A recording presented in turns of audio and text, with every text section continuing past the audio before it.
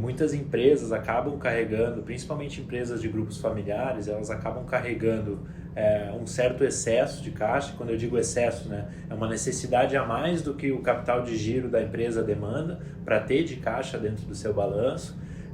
Isso pode até ser interessante caso a empresa precise se alavancar de última hora, ou tenha alguma surpresa, alguma coisa que não seja tão recorrente na operação.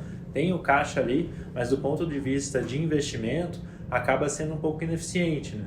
Principalmente pelo ponto de que na estrutura de PJ a empresa ela é tributada com uma tributação maior do que na pessoa física. Talvez seja um momento de pensar em antecipar o que pode vir na reforma tributária já para 2026 e começar a antecipar esses dividendos agora em 2025, que a gente sabe que hoje esse dividendo é isento. Faz mais sentido pagar esse dividendo para a pessoa física, né, que é distribuir esses recursos, esse excesso de caixa.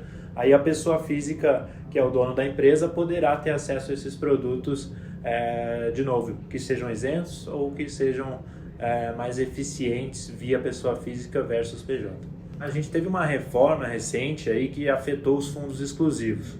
Os fundos exclusivos basicamente eram instrumentos onde o cotista, geralmente pessoa física ou grandes famílias com muitos recursos, elas alocavam via fundos exclusivos porque era um veículo que não era tributado durante a operação. Ele só é tributado quando o cotista resgata a cota e aí ele tributa sobre o resgate, não tributa nem o estoque, né? Isso era como era no passado, na verdade.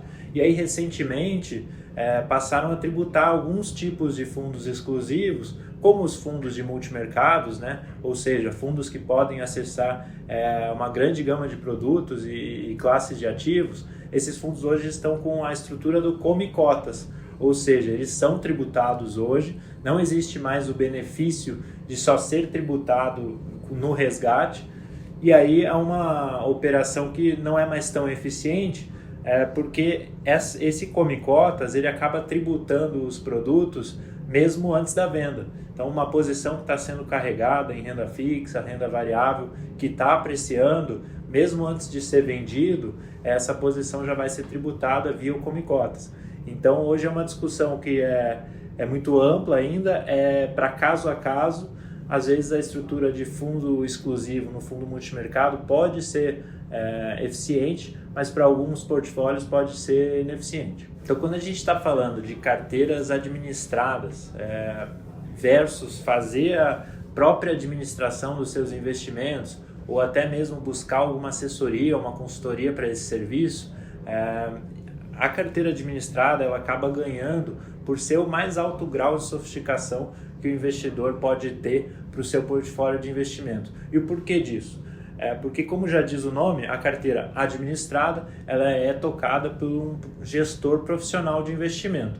Então, esse gestor que é certificado, que conhece muito do mercado, que geralmente tem anos de experiência no mercado, ela vai ser tocada exclusivamente, né, muito personalizada essa carteira para as necessidades e individualidades de cada cliente e com nenhum grau de conflito de interesse.